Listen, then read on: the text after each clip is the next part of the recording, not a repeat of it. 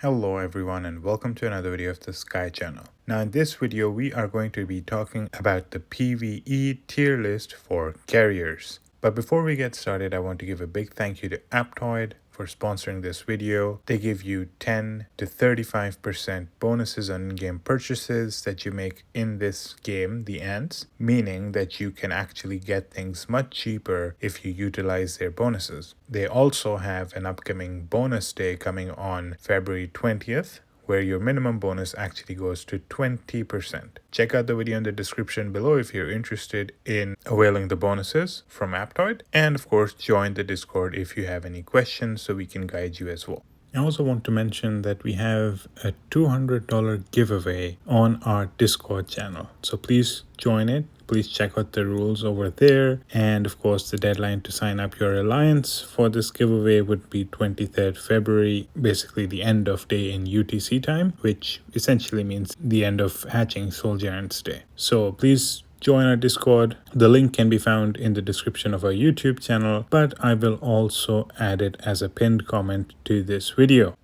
Okay, so carriers weren't always the best when it came to PvE, but now they are starting to become really good as well. You can see carrier mains doing a lot of damage to Groundhog. You can also, of course, see for some reason carriers do seem to perform really well in Pangolin. Like people who are shooter mains, they talk about how their carrier day is sometimes the best. So it's important for you to have a good carrier unit as well. I mean, you're looking at my score right now, so don't judge. But anyhow, there are people that do and they score really well because they make sure that they have good units for all 3 days. So you can see them perform really well as well. Before I get to the tier list, I do want to say that currently Gladiator Mantis seems to be the choice that most people prefer when they are doing their pangolins and pretty much do it for all 3 days, primarily because it has a lot of skill damage buffs that are pretty helpful for PvE. Okay, let's start with the S plus tier. And the S plus tier essentially has 3 ends. Let's start with the first one, Golden Crystal.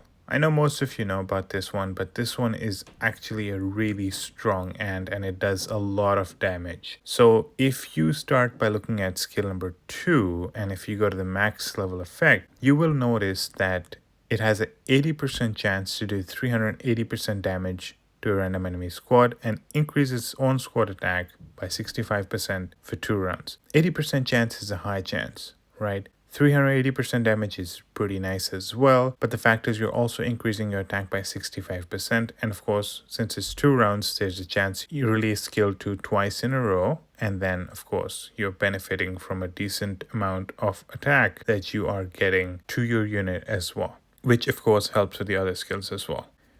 Let's go to skill 5, and this is a really nice one. So it has a round of preparation, no doubt, but 80% chance to deal 380% damage to all squads and then poison them, dealing an additional 220% damage for 1 round. So 380% plus 220% essentially becomes 600% damage to all enemy squads, right? And there are 3 squads, so 1800% damage for 1 round of preparation. That is really cool because it's an 80% chance too, right? So an 80% chance to do, let's say, like if you were to divide it by 2 per round, you're talking 900% damage.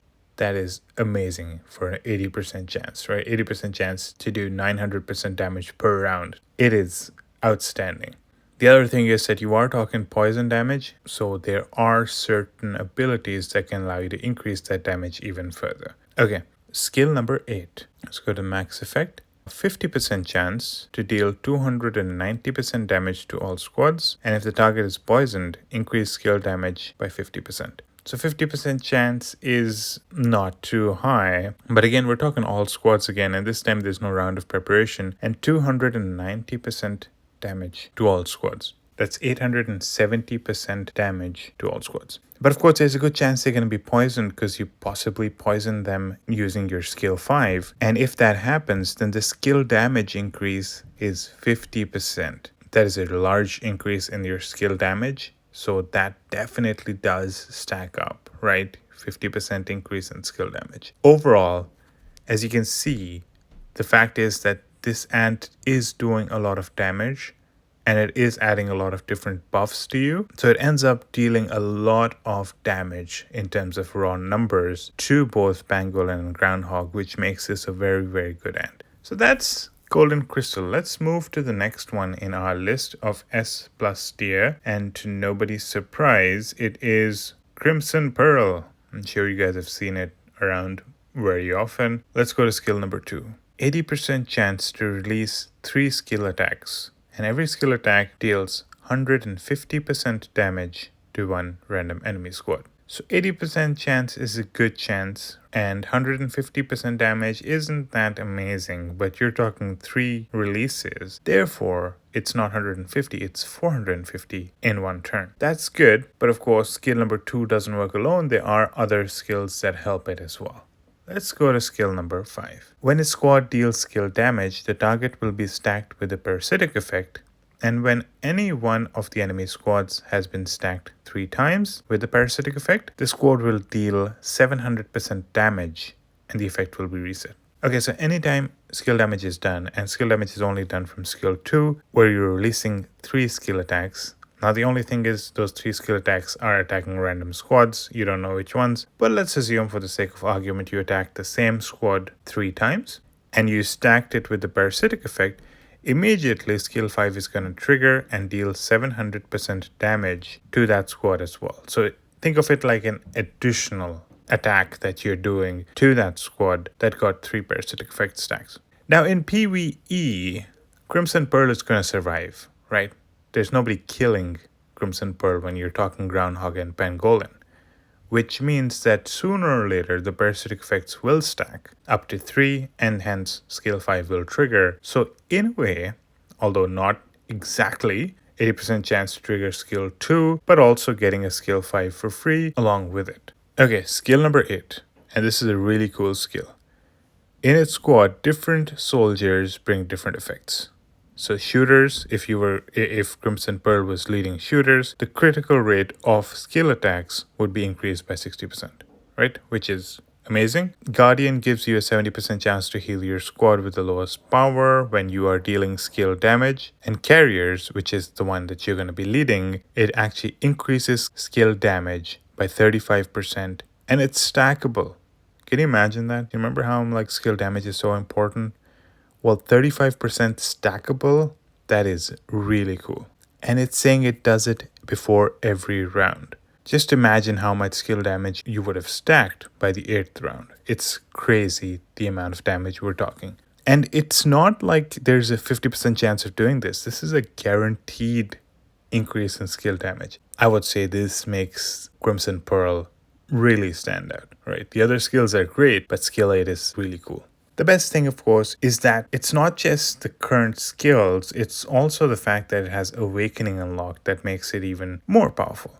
And let's take a look at its Awakening. We have it right here, and for now we will go to the maximum. And if you look at the attributes, of course, you know that 60% attack, which will help you in PvE as well. Let's go to the skills. Max level preview. During combat has a 50% chance to trigger the additional soldier type effect of Crimson Pearl's 8th skill. And the effect is going to be 60% of the initial effect. Now for PvE, Carrier type's 8th skill is definitely the best. It's stacking skill damage, but getting an extra one doesn't hurt. And hopefully you're going to get the shooter one, which gives you skill critical rate. So that can end up being something very helpful as well. And 60% of the initial effect, of course, this is at Golden Awakening. So you have to make sure you buy a few of those Awakening books or whatever they call it before you can get to Gold. If it were just the green one, then it's 30% of the initial effect.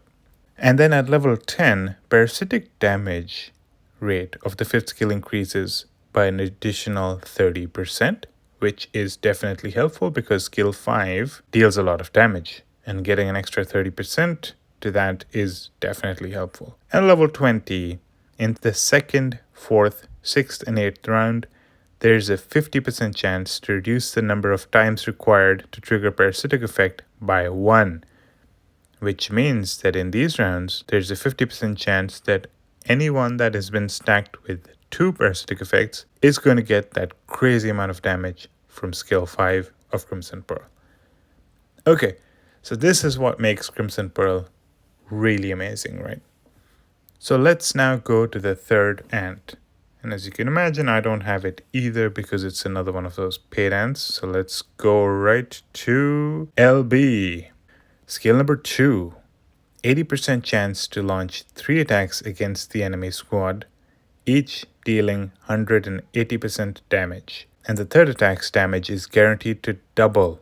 Okay, so you are talking 180% multiplied by 4. So that's 720% damage with an 80% chance. As you can imagine, that is a lot of damage. And of course, there is an increase in dodge by 10%, but that won't be too beneficial when we're talking PvE. But 720% damage with 80% chance, I'll say that is very helpful for PvE. Skill number 5. Prepares for 2 rounds and then an 80% chance to deal 1000% damage to 2 random enemy squads within effective range. That is 2000% damage, but of course it's preparing for 2 rounds. So that's a crazy amount of damage. 2000% damage done with a 80% chance.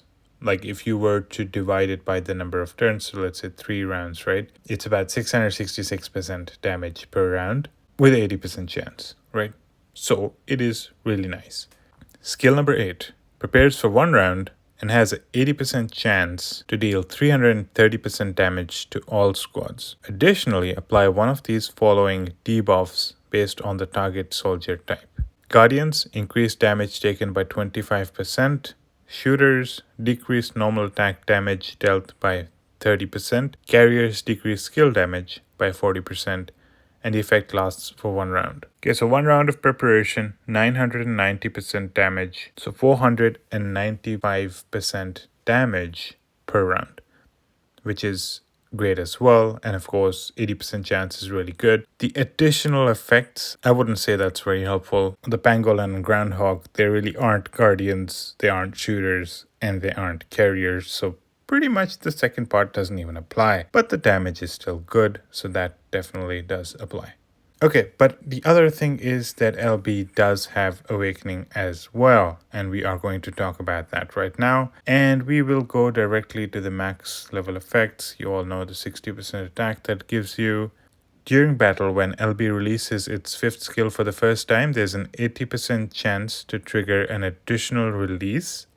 And the damage of the additional release is 70% of the original effect. Okay, so prepares for 2 rounds and then releases that 2000% damage. And then there's an 80% chance to do another release, which will do 1400% damage. So you are possibly looking at doing 3400% damage in 1 round after first 2 rounds of preparation. I would say this would be extremely helpful, and of course for PvE you can already see how this is going to be really cool. Okay, at level 10 you increase the chance of triggering the 5th skill by 5%, which was 80%. Now it's going to be 85%, which is helpful. Remember, you're preparing for 2 rounds. It would really suck if you were to find out that it just didn't hit after 2 rounds. So yeah, that's helpful, I'll say for sure.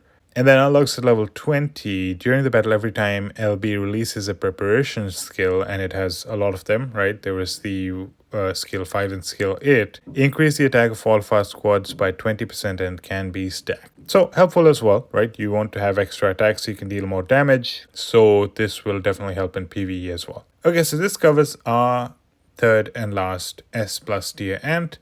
The next one is going to be another ant that you probably have seen often. And honestly, I was confused on whether to add this as an S+ tier or an S tier. But I ended up putting it in S because of the fact that, you know, I got mixed reports. Some people were saying this is like the best possible ant. Others were saying that it wasn't performing as well as the other ants, and hence its S tier ranking. That being said, the fact is that its Awakening came out very recently, so I cannot tell you for sure if it might end up being an S+ after a bit more research. So do keep that into consideration. So this is either an S or an S+. Don't take my word for it. It could be an S+, but I'm putting it as an S. Alright, skill number 2, 55% chance to deal 457.5% damage to one random enemy squad within effective range. So 55% chance isn't that amazing, but 457.5% damage for one round, meaning no round of preparation, that is really cool. Though I'm not completely certain why they would make it 457.5 versus, let's say, 450 or maybe 475, but well, I'm not going to complain about that because it is a lot of damage. Here's skill number 5. 40% chance to deal 321% damage to 2 random enemy squads within effective range. Again, no round of preparation needed. 321% damage to 2 squads, which means 642 in total. That is outstanding as well. Again, I wonder why it's 321% and not 320, but well, you know what I think? I think this was recently increased. I don't think this was the original amounts. I might be wrong. My memory isn't as amazing as remembering what it used to be some long time ago, but I think maybe they adjusted it to make it even stronger, which is why you see all these weird numbers. Okay, skill number 8. And let's go to the max effect, of course. Prepares for one round and then a 40% chance to deal 362% damage to 3 squads. 40% being not so cool, but 1086% damage, now that is cool. So overall, you can see that it does have low probability but high damage dealing skills. But what really made it come into the S or S+ tier is its awakening. Let's go to the maximum level. Gold armor skill damage goes up by 25%. Skill damage is amazing, and of course it is even more amazing when you're talking PvE. And then, that's not it. Meanwhile, the damage of all of our squads to Groundhog and Pangolin is increased by 20%. So that's not only gold armor, it's pretty much everyone else. And that's where a lot of the uncertainty comes from, right? If you have 2 other ants that are extremely high damage, and let's say you start them up to the max, and they are really deadly and they're doing a lot of damage, in that case, perhaps having a gold armor as your third ant may be better than one of the other S+ tier options. And that's probably why I'm getting these sort of mixed reports, right? Some are saying it's really cool, some are saying it's not that cool. The other S+ tier is better, but this could be one of the reasons. And it could also be that they haven't really gotten the awakening to the point where it does become more beneficial than the third ant. Okay. So as you can imagine, this is amazing, right? A 25% skill damage to gold armor, but then an extra 20% damage to everyone, including gold armor. This is the one thing that makes it amazing, right? The other things are cool as well, but this is what makes it stand out far beyond most other free-to-play ants. And of course, at level 10, you get the extra 10% chance of triggering the second skill, which, by the way, was a 55% chance. You'll make it 65%. It's beneficial as well. And then at level 20, you got an extra 10% to your skill 8, which was 40%. So an extra 10% is very helpful, making it a 50%. But also increases gold armor's attack by 30% after releasing the skill, and it's stackable and lasts until the end of battle, so an extra attack that keeps stacking is definitely helpful, especially for PvE. Okay, so that's all about gold armor. Let's go to the second S tier, and that is, of course, Shikaree Master, an ant that probably a lot of you love if you are carrier men's, because it has been there for a while. Let's talk about skill number 2. 40% chance to deal 673% damage to one squad and then exhaust them, reducing their damage by 20% for one round, which is not going to be helpful for us. But the 673% damage without a preparation round is really good. The only negative is 40% isn't a very high probability. Skill number 5, 30% chance to deal 341.5% damage to 3 squads within effective range. No round of preparation, 1024.5% possible damage.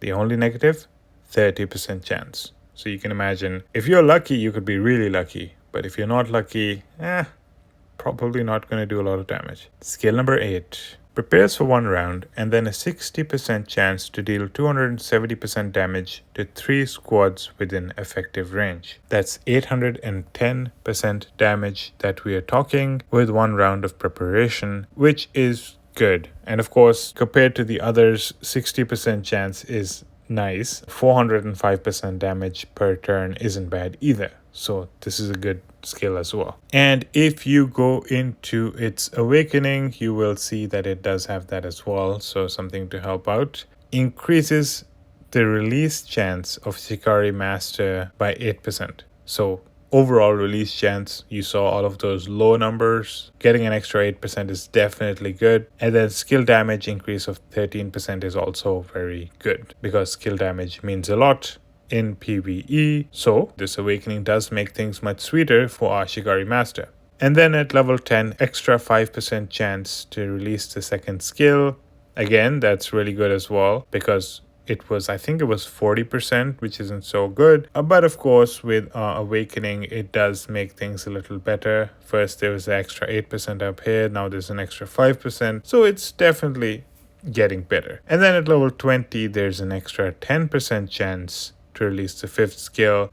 Again, that one was really bad. I think that was 30%, but it was a lot of damage. Now you have it at 40 plus 8, so 48%. So that of course makes it much sweeter because this was a really deadly skill. Now having it at 48% definitely looks much better. Okay, so that's about Shikaree Master. It was like a really deadly ant, but you can imagine how moody it was with its low probability to release the skills. If you got extremely lucky, it would be doing a ton of damage, but if you weren't lucky, it would not be doing a ton of damage. Of course, the awakening makes things a little better by increasing its, skill damage first. That is definitely helpful. But then also increasing the chances of releasing those skills that have a very low probability, making this a better option for PvE as well. Okay, going to our last S tier ant is Jack Jumper. Alright, so skill number 2, 40% chance to deal 289% damage to 2 squads, which is about 578% damage with a 40% chance. Not bad.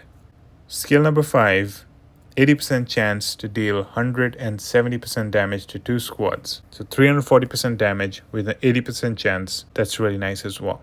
Skill number 8. Prepares for a round and then a 55% chance to deal 667% damage to a random squad within the effective range. The fact that it requires a round of preparation means that it's doing about 333.5% damage per round, which is okay as well. But really what makes Jack Jumper special is its awakening. So if you look over here, every time Jack Jumper releases a combat skill, it increases the attack of all of our squads by 20%. And it can be stacked without limit. So it's helping all of our squads, right? But what's better is that at level 10, you get an extra 15% skill damage for Jack Jumper, which is outstanding. And then at level 20, every time you release a skill, the increase of attack of its own squad is actually doubled. So you are increasing your own attack by 40% every time you release a combat skill. As you can imagine, it stacks, so it can help you get a lot of extra damage. So that is what makes Jack Jumper so special and what makes it an S tier. Next, we're going to start with our A tier ants, and of course the first one is Graceful Twig Ant. So Graceful Twig Ant is a barren ant, and of course it's one of the ants that I got a lot of. I mean, if I wanted to, I could probably make it all the way to 7-star, but I'm a shooter main, so boo-hoo for me. So you can see a 50% chance to deal 275% damage to 2 random squads while reducing their attack and defense by 30% for 2 rounds. That's 550% damage with a 50% chance. Reducing their attack, I don't think that's helpful. Reducing defense, possibly. I've heard some people say that even though on reports Groundhog and Pangolin doesn't have any defense, but reducing defense does help increase damage. Not something I've verified, so I'm just putting it out there for you to decide. But 550% damage for 50% chance is okay. Doesn't compare to the S+ tiers, but still okay. Skill number 5. Prepares for a round and a 60% chance to deal 425% damage to all squads and then heals us with a healing ratio of 400%. But we don't need healing Pangolin doesn't attack us back. So it's only the 425% damage to all squads that I consider helpful. That's 1275% damage. But given it's a round of preparation, we're talking about 637.5% damage per round with a 60% chance. And honestly, that does seem good. I'll say that's a reasonably high damage rate that we're doing. Okay, now let's go to skill 8. When the squad releases a combat skill, 100% chance to increase attack and defense of all of our squads by 30%, which is stackable. And if the skill requires preparation, increase control resistance by 25%, which won't help us because, well, we're not going to get into any of these status conditions when we're doing PvE. But of course, the 30% increase in attack guaranteed every time you release a combat skill is helpful. Okay, so that's what makes this ant an A-tier ant. It does a reasonable amount of damage. It does add a little bit of attack as well to all of our squads, and that can be helpful as well. Alright, so for our next A-tier ant, we're going to go to Dusky Lurker. And I'm probably not going to too many details about the A-tier because I don't want the video to get exceptionally long, because I do want to also cover other options like B-tier as well. So let's keep it a little shorter now. Dusky Lurker does a reasonable amount of damage using its skill 2 and skill 5, though it's not something I'd say like is outstanding. The real deal that you get, of course, is the fact that Dusky Lurker does help your backline skill damage. So if you have a really good backline, and it can help out a lot. Like, look at this, increases the skill damage of a backline by 35%, which is of course amazing because, like I said, skill damage is very helpful. And of course, backline is where you're going to have your best damage dealers, so 35% is very helpful there, and also increases the attack of all of her squads by 65% while also doing a certain amount of damage. But what makes Dusky Lurker special, of course, is the fact that it helps the backline do more damage, and that's why it was an ant that was used in PvE very often. Let's go to another A-tier ant, and our last A-tier ant actually, which is going to be Crimson Fragger. Now, you probably already know about Crimson Fragger. It has certain abilities. The piercing effect, which ignores defense, probably helpful, but I don't know for sure. And then it does have certain damage dealing skills that do a reasonable amount of damage. The point is that, skill 5 has a very high probability, and of course in skill 8 we are looking at a round of preparation, but then increasing its own damage for 2 rounds. That's where it really stands out, right? You are increasing your own damage and you're doing it for 2 rounds, and then you're dealing damage to all squads. But the point is that the increase in damage, it's lasting you for 2 rounds, which means that even your skill 5 is going to benefit from it. So that's what makes Crimson Fragger good as well. Now, if you were to not have any of these options and were looking for others, there are certain ants that I would say are B tier. Ideally, you don't want to end up using these, but if you do not have any better option, these other ants are also reasonably useful. So Eggersi, now it doesn't have a lot of damage by itself, but if you look at skill 2, it increases the skill damage of all of our squads by 75% while reducing normal attack damage by 50%, which is completely fine because in PvE you don't care about your normal attack damage. But the skill damage of 75% is amazing, right? So definitely something that I would consider is good. And then in skill 8, what it does is that it increases the chance of triggering your 5th skill of 2 random squads to 100%, right? Now, if you were using like ants that have like a 30% chance, something like Shikaree Master, you can imagine 100% chance is very helpful. If the skill requires preparation, 80% chance to skip 1 round of preparation, that is very helpful as well. Right? Because let's say you have LB, its 5th skill required 2 rounds of preparation, you could make it 1, right? So that's what makes Eggersi special. It doesn't have damage dealing skills of its own that will make it something like an A tier or above, but of course it's not completely useless as well.